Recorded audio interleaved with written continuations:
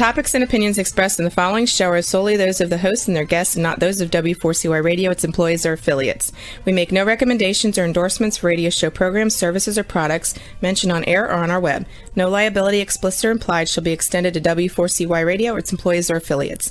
Any questions or comments should be directed to those show hosts. Thank you for choosing W4CY Radio.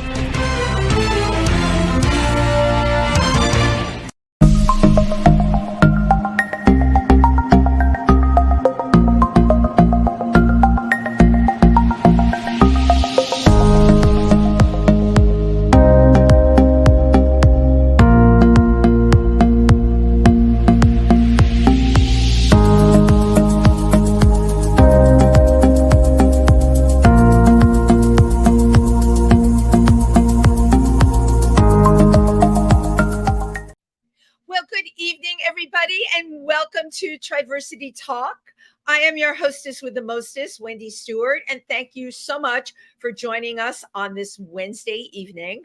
I had quite a Sunday that I have to share with you.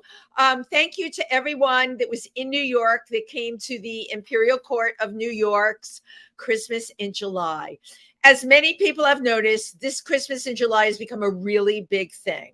And one of the wonderful things about it is it really gives you a chance to get an unwrapped toy that'll go to a child and celebrate Christmas in July. Because you know what? I think Christmas should be twice a year. But this year at the Imperial Court, we were there to benefit Housing Works. And it was really a wonderful turnout, great performances, fabulous drag, and we all had a great time. So thank you to everyone who joined us. So speaking of a great time in drag, the person who's my guest tonight is somebody I've known for quite a bit. I met them about 2 years after they came to New York. I'm calling tonight's segment From Russia with Love, strictly because I think to come here on a Fulbright scholarship and not know anybody, and you get a scholarship because you're so talented, but you're coming to the United States of America. The language is different. The custom is different. And you don't really know about drag other than the little bit that you've seen. And least of all, you don't know that you're going to end up being a major personality in drag. I think people like that should be applauded. So without further ado, I would like you to meet Svetlana Stoli. Hi, everyone. Hi, Wendy. Hello, darling. How are you this evening? I'm wonderful. How are you? Well, you look absolutely gorgeous and flawless. And you know what? I would expect nothing less.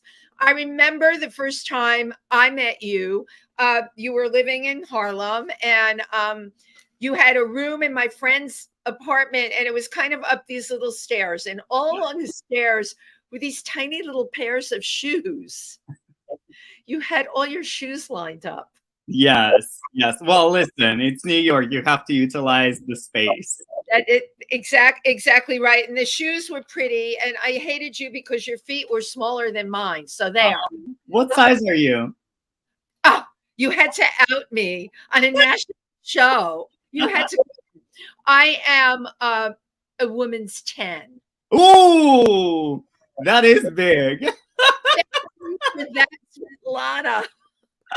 Now, of a big, you have thus far really had a big career. I mean, from the time I met you, you had it all going on. I like to say, you know, the hair, the makeup, the costuming, and most of all, the stage presence. You had an incredible and still have such a stage presence. How did this all come about from you? When you left, were you a performer in Russia? Yes. I went to school there to study musical theater. I got my my degree there, and then I applied for Fulbright to continue to perform. And you know, I mean, like, once a performer, you're always a performer. And I always wanted to be on stage since I could remember myself. There's videos from like our family, me just like sitting on a rocking chair, just saying that I want to be a star. I totally love that. But you were saying it in Russian, obviously. Yes. But I mean, I knew I'm coming here. I have to learn another language. And were you fearful about coming here at all, or you were ready to make the leap? You know what? Sometimes I think when people are leading, not necessarily thinking everything through completely. So certain things you're like, well, it's just time to go. It's just time to go, and you go with this, and then you realize, oh, I didn't think about this and this and this and this, and I never actually had that fear, like my mom did, because as a parent, you actually try to like even being older now, whenever I'm like taking care of my like not necessarily drag children, but my drag foster children, I always kind of like think through stuff like several steps ahead. As an adult, as a parent specifically, you think through a lot of stuff for your kids, right? When you're a child, you're like, I'm just gonna go. I'm Right. just gonna go. I'm just gonna do my thing. That's it. You have less fear, less nerves. I don't know. It's funny that you brought up that you have your drag children now, because when I met you, there were people in the drag world that were influencing you, had mentored you, and as you know, Svetlana, it's all about paying it forward. So I know one of the most influential people for you was Sherry Vine. Yes, that's my drag mother.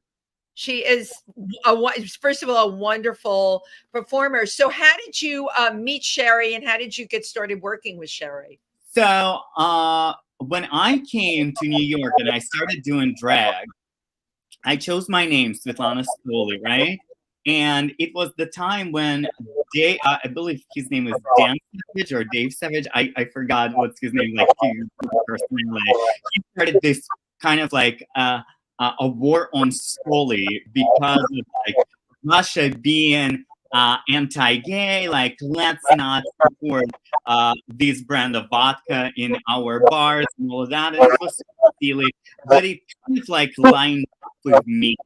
And there were jokes about me being like a Russian villain and all of that, And then it was just kind of like the peak of like a Russian anti-gay situation that was happening there, because when I lived there, it wasn't that severe.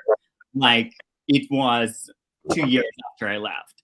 So there was a benefit that actually Stoli people threw, like a gay benefit for like Russian LGBT community at the Excel nightclub. Rest in peace, Excel nightclub. That was hosted by Mistress Formica, speaking of other legends. And it was like Mistress Formica, Sherry Vine, Joey Arias, Madeline Hatter, I believe Dallas Dubois, like a bunch of New York City queens. And I was kind of pissed. I was like, wait a minute, I am the only Russian queen here. I am with the last Stoli, and no one reached out. So, no one, like how they say, if you don't open your mouth, you're not going to get fed.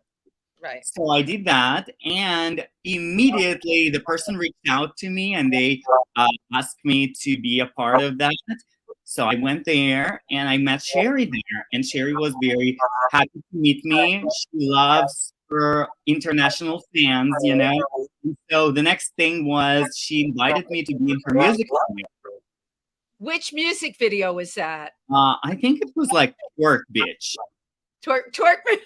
Yeah, the parody of Britney Spears. They're really quite fabulous. Yeah, so after that, we just I did another music video, and then she was like, I don't remember how it happened. Like we decided to like hang out, and she took me to see Jackie Beat, and I was very inspired. Jackie was visiting with her show, and I was just like, mind blowing. And the rest is kind of like a history. And the thing is, like drag parents do different things for different children, right? Some teach you makeup, some teach you style, some put you together for a competition. What she gave me the sense of culture, the sense of history, knowing the people who came before me, which is a huge part for me. Because I'm quite a nerd, and it's so important for me to know the history, to know like where we all coming from, who paved the way. Right. It's funny that you say you're quite a nerd, because no one would absolutely ever think that in a million years. And I've seen so many of your performances. There's not like, and when you're on stage, if you're a nerd, then you are completely transformed when you're up there, because it's all going on. All right. Well, I believe in nerdiness in the way of, doing your research. Yes. Actually diving in deep in the subject. Right. Right. So, because you came from Russia, now we know, and I want to get into this in a little bit about what's going on there now, the most recent laws that have passed, which are horrendous. But when you were in Russia, did you ever attend any drag performances? Yes. Well, first of all, drag never, like when I was a kid, drag wasn't looked at as a part of gay culture and LGBT umbrella. Yeah, it was always just like, being artistic. We had some major performers who were on TV, like Ukrainian performer Verka Serduchka was #1 record selling performer who had a TV show, who hosted so many things, and her drag was, of course, on like a campy side. There was also and still is this performer named Zaza Napoli, who was in the major commercials for like makeup brands and all of that. It was like some of the major performers in the gay clubs actually performed also on the stages of major theaters. This is such an amazing conversation to me, and I'm thanking you for this, because people don't know this. Okay, we know what we're hearing recently, right?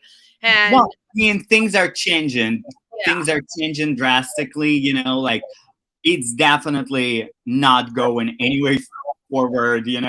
Since like maybe 2010, Russia just like turned around and just decided to go back to like Soviet Union times, in almost everything, from the styles you see on the streets, like streetwear, to the way the people behave and the way the government operates. Like for instance, I never would have thought when I was living in Russia that there will be a moment when criticizing power will be illegal. You cannot even post anything anti-government online.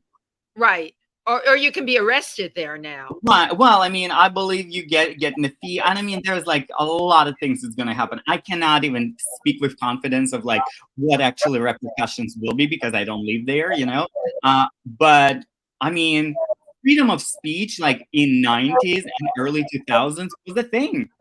Actually. Of course, but you know what? I'm thinking while we're talking about this. Look what's happened in states here trying to ban drag shows, right? Absolutely. We can't just even point at Russia. We got to look at what's going on here. And I personally feel this is like a trend, a far right trend that is happening, to bring back, quote unquote, those conservative values. Yeah. Those bills that they just passed in Russia were, anti-trans, anti-LGBTQ. I mean, to take away a trans person's right for gender confirmation surgery, to take away someone's medical rights where they can't get hormones, to basically pull the rug out from under them. And look at what's happening in states here in the United States. I mean, it's the same thing. Yes. Well, it's kind of all based in religion, but not like religion. You can look and be Christian and you can be religious in any way and be actually like in a positive way of like forgiveness and love and acceptance and helping other people. Somehow, a lot of times when the country or the state, right, goes in a wrong direction economically, they need to find a scapegoat. And so then they start looking for something instead of like actually keeping themselves accountable for bad governing, and budgeting and not having like innovative ideas. what they do. What they did in Russia after the oil prices all over the world started going down, and you start making as much profit and fuel your budget. You're like, oh shit, we didn't spend time to figure out what we're gonna do with the class, and now it's all melting away. Right. So hold on, and we cannot keep ourselves accountable, but the people are getting pissed off. So what should we do? Oh, we should say that we have been on the wrong track, not following our Christian values, and that's why things are going bad. Right. Instead of actually looking at the facts and say, well, the things are going bad because you're not doing stuff. You're talking about people, though, being accountable, right, for their actions, and they're not. And it is much easier to look for a scapegoat and blame a scapegoat 100%. for everything. But And then what is going to happen? Do you have any friends in Russia from the LGBTQ community that you're in touch with? Yeah, well, I mean, most of them actually left. They did. With the war happening, a lot of people who are like younger, even people stayed because they had good jobs and everything. And like one of my ex-boyfriends when I was visiting Russia in 2012. That's how long it's been, 2012, the last time I was there, and it was like the time when they just passed the legislation linking basically homosexuality and pedophilia in one, putting it in one legislation. And I was like, so how can you like stay here? And my ex told me, he's like, well, if I need to have like my gay celebrations, make so much money here right now, I can just go to Barcelona for a gay pride and be there and enjoy myself and come back and make money here. See, that is something I didn't really think about. So it is easy to do that then, right? Now. It's kind of like we're like everywhere people do that stuff. Honestly, it's kind of like there are gay Republicans who will tell you the same thing. Like, oh, I just need to, because to be honest, you don't want to necessarily sometimes fight for a communal right. You want to start with securing your personal rights. And how can you secure your personal rights with your stable income? Right. It's really, really difficult. And, in contrast to here, you're lucky you're in New York. I tell all my friends this, you're lucky you're in New York or in LA because you can make a really great living doing drag here, which is, something, that you can count on. So what was the first place that you worked at when you came here? Well, the very first performance I did was at Boots and Saddle, which also doesn't exist anymore. Right. The small bar in West Village. My very first solo show I had at Vlada Lounge. Do you remember Vlada? I remember Vlada. Yes, Vlada Lounge on like, what is it, 52nd or 51st? Yeah, it was over in Hell's Kitchen. They were Russian, the people that owned it. Yes, the person who owns it, Vlada von Schatz, she still owns a Russian samovar. Right across from the theater where the Funny Girl is. Oh, that's interesting. So I didn't realize it was the same owner. Wow. Yeah. So, I mean, she made money out of gays. Once it started, stopped benefiting her, she just moved on. Right. Well, that's true for that. Come on. That is like, how many times have we seen that? Oh my God, all the time. I mean, look at this year Pride, how many corporations turn backs to LGBT people, because of all of that stuff that's going on in the country. But what was interesting at Pride this year, because I was one of the announcers that got to see all the different groups that came through. And a lot of my friends were in the alternative march, the anti-march, the gay march, the New York Heritage of Pride March that we're talking about had become corporate to a lot of people. But I saw so many young people this year marching, which is great. Yeah. I mean, I would never do it. It's too hot.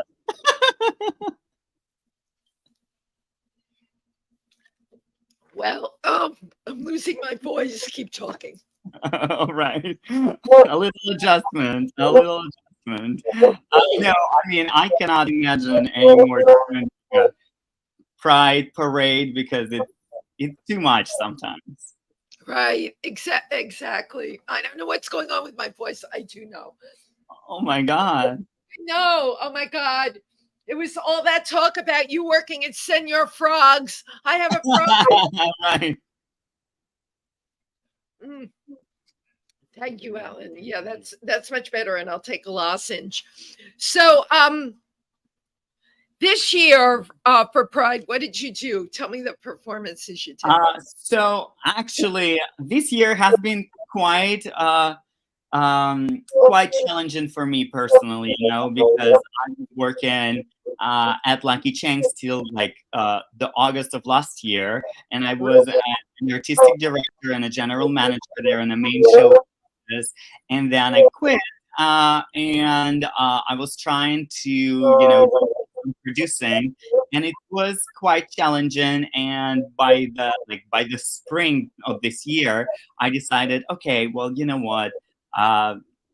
Sometimes you shouldn't push too hard, like you need to make things happen for you organically. So I just decided to take That's a hard one, I have to tell you. Yeah. Every time I pushed too much and it's blown up in my face. And well, like your voice right now. Right. No, right. But it blows up in your face. And then you say to yourself, okay, I have to not try and be so in control. Yes. So basically what I did, I started, like, I was feeling very depressed and everything, and like I reached out, I went back to like therapy. I went to see a psychiatrist who prescribed me this new antidepressant that I tried on, and it actually plateaued my mood like this. It really like taking care of your mental is so important, and then I was like, you know what, I'm just gonna take time to observe stuff, and what I'm gonna do right now, I'm gonna give myself grace. I'm gonna give myself space and grace, and then once Pride Month will come, I'm gonna pack my schedule. My goal was not to have any days off. I only had 2 days off for the entire month of June. Really, I always say you're like one of the hardest working drag performers. Yeah, so that was kind of the idea, and then I was like, okay, and after that I'm gonna focus on resetting and creating new shows. One of the shows like I'm gonna be doing today is this new variety show that I do at Frankie's Pub called Mixed Nuts, and it's what it's called again? Mixed Nuts. Mixed Nuts. Yeah, well, because there's so many entendres about being nuts and like having nuts and all of that, But it's a really great name. So the show hasn't started yet, or it's going to be started? I mean, it started. This is the week 3, and I specifically choose the people who are very theatrical, who are very, very different from what you see a lot right now in New York City, because I think the scene is very like one-dimensional right now. No matter how many performers we have, it's like we lost that beauty of old New York, of people singing original parodies and doing theatrical stuff and having props and costume changes and like everything over the top, and that's what I'm trying to bring, and like bring that. I do. Because really, you're so totally right. It got so watered down. Yes, it's like, I mean, we also need to understand why is that, right? Like if I'm in a bar and I'm drunk, a lot of time I cannot pay attention to actually the real material, right? Like the idea and concept of a mix, or like the lyrics. I'm already so drunk. All I can see is people jumping in a split or doing a cartwheel. Like, oh, to that I can respond. Oh, someone did something. Hey, here's $1.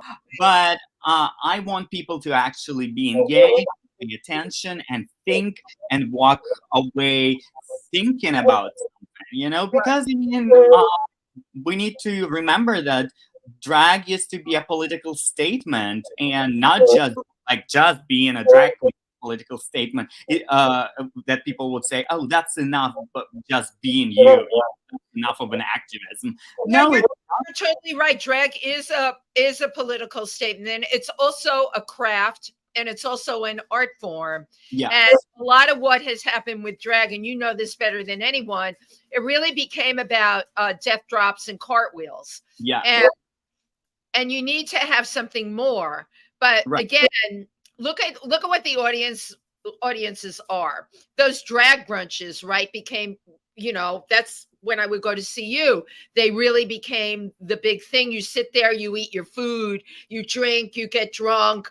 There's drag queens up there. They're entertaining you. But you know what I'm saying, Svetlana? It's on this level. It yeah. sounds to me like you are putting together more of a theatrical presentation.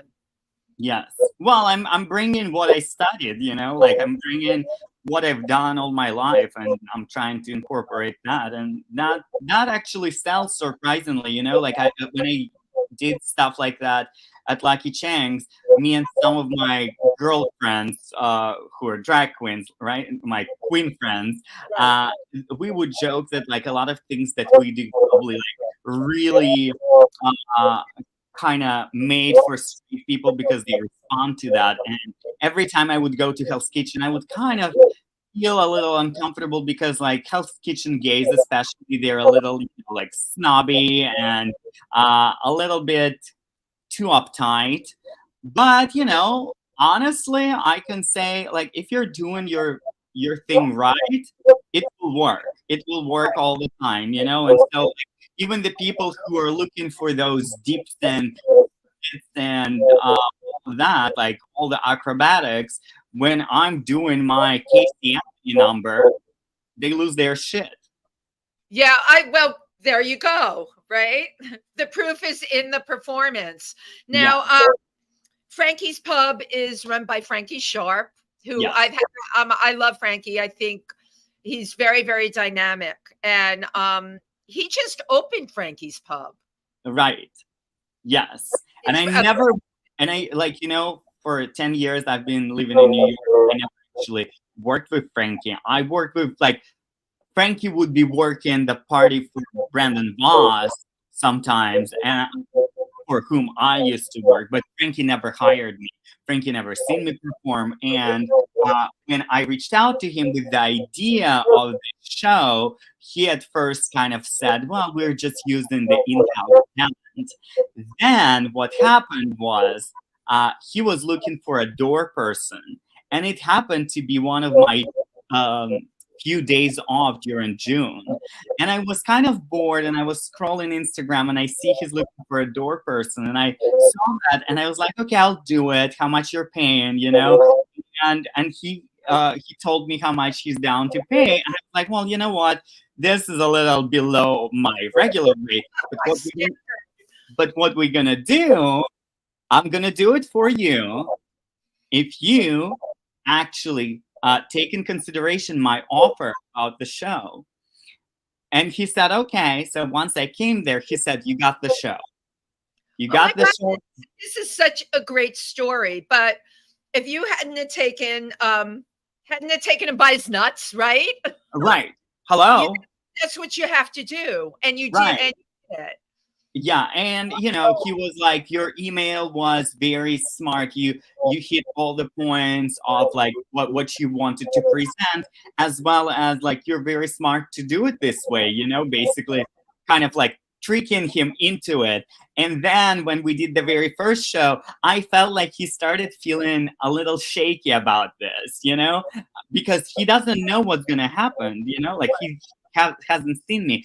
So the show happened. He was so happy. He was so proud. And he came to me and he's like, I was thinking about firing you before the show started because I felt so bamboozled into doing this. It was like so against my will technically, but you proved me how great it is. So, I mean, fingers crossed, we're going to continue doing what we're doing, and hopefully it's going to all right here.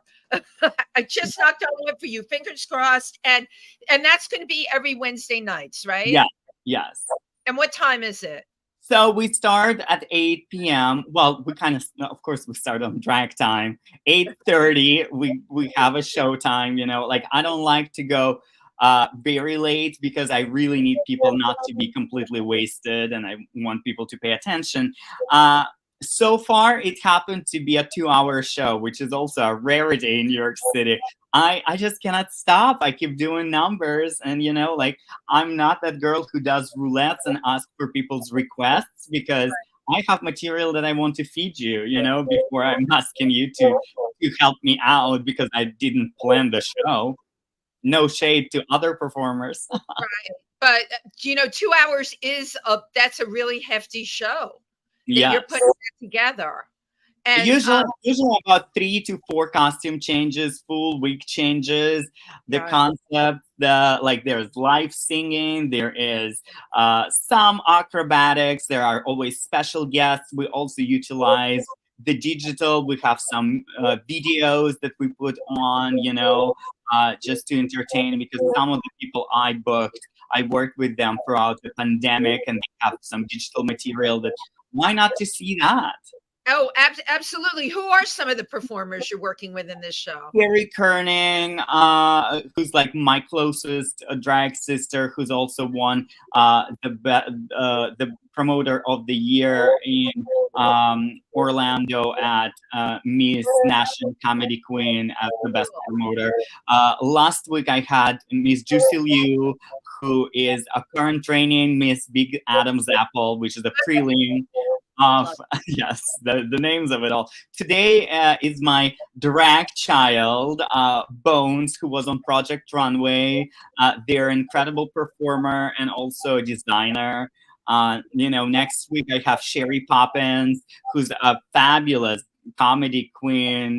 Sherry Poppins is absolutely fabulous. Yeah. That, believe it or not, and I know a lot of the drag scene, but you have a lot of newer people that you're featuring, which is great. Yeah. That's great. Some of them actually haven't, they're not so new. Like Carrie been doing drag longer than I absolutely did. But the other ones, they've come up, and it's great that you're featuring them. Yes. How do you come up with a concept every week? That's a lot. This is a big show to do every week. Yeah, because I'm that nerdy. I'm like, once everything done, basically Thursday rolls in, and I start thinking about the next week's show, and I'm trying to figure out, okay, so I did this and this and this. What am I supposed to do? Like, I was trying to make a new mix about Lorena Bobbitt for this week. I remember when it happened. Yeah, I'm sure you did. Yeah. So I'm still working on a mix, so probably I'm gonna do it next week. And it's such a fascinating story, especially looking at what she's doing now. Did you know that she has a nonprofit to help people, to help women who are victims of domestic abuse and I did read that. Yeah, she was recently, like a year ago, she was on Drew Barrymore's show, and yeah, so it's fascinating. There are so many interesting facts that, yes, of course, for us, a lot of times it's a butt of the joke, a lady who chopped the penis of her husband, but we need to look what made her do that battered woman syndrome, and I'm also myself a victim of domestic violence in the past. So to me, it's I'm connect to it. Yeah, I connect to that. Of course, I will make fun of it, but I also will bring something for people to think about and to know, and it's I think it's so totally great what you're doing. How do people find out? Where do they have to go to get the schedule for the show? Well, basically, they can just start following me on Instagram at Svetlana Stoli, Svetlana Stoli, like your favorite vodka. Totally not sponsored by them. So now the lightning round. How many gowns do you own? Oh my God, I have no idea. Honestly, we have a room with all the outfits. Yeah. How many wigs? Oh, definitely over 100. I had over 100 when I lived with Michael. So like just maybe over 200 now. Maybe over 200. And how many pairs of shoes? Well, those are like, I'm not the most careful walker or dancer, so You go, I threw them away regularly, maybe like 20, 30 pairs. okay. So Yeah, in the shoe area, that's not a lot of shoes. I that's really not a lot of shoes, but I have favorites, so like, that you like. yeah, I like to stick to certain colors. Like I like a nude pump. It's a must-have in my closet. And certain colors, like, and sometimes when I get a certain garment, I was like, okay, this needs a special shoe, Right. and that's when you go and you buy something. Now, do you have a few designers you work with for your costumes? Don't tell me you do them yourself. No, I don't make anything myself. But again, so I have some stuff from my friend Bones. My friend Tobel Van Cartier made me like some stuff, especially during pandemic. I was trying to reach out to people during pandemic and make sure that my fellow artists are working, and I will benefit from it later because they're giving me a big discount during the pandemic, Right? So Perfidia made me over like maybe 20, 25 weeks throughout the pandemic. Really? Wow. Yeah. Really great use, because I remember you put a post up during the pandemic. You had Yeah. COVID. We had COVID around the same time, and you were like, "Oh my God, my life is ending." And I remember writing to you and saying, "You just got to get through it." And not Yeah. only did you get through it, I love that you built up your wardrobe, got your hair together. Yes. Did Well, you because do, it couldn't. Sorry. did you do a lot of online shows during the pandemic? I did. I did like weekly shows and monthly shows that were like specific. I worked a lot with Linda Simpson. We did a lot of bingos. So I throw that name out there. I love Linda Simpson. There you go. You were talking about the history of drag. Yeah. You've seen Linda Simpson's drag explosion. Absolutely. We actually did this Pride week. Pride month. We did one of the events. One of the corporate events was, besides bingo, we did a whole slideshow for them, and she was doing. Svetlana, that she kept, she came up the same time I did. She kept all that stuff. I didn't even take pictures. She has pictures of every single moment. Jackie 60, all the clubs. Yeah. And the people that are not even here anymore. So she has really paved the way, Linda Simpson, and her bingo is really fabulous. Yes. I really adore her. Yeah, So great. She's one of the legends who left their big mark on me. And I mean, we've been working together for like at least 8 years, if not 9. Wow. Yeah. Wow. Well, that, it always pays to like shout out the names of the people that helped you along the way, just as people are going to be shouting out your name. Hopefully one day, there's a lot of ungrateful kids out there. I know. No, wait, we call them the self-entitled millennials. Well, I am a millennial. Let's put them in the Gen Z category. Yeah, well, they'll be in a different category than you. So you're not performing. Like, what is your? People have asked other drag friends of mine this. What's it like when you're not done? I don't know. I mean, like, everything is a research. I can do anything really. Like, I write stuff. Like my social media presence. Like, I like to rant about stuff. That's right.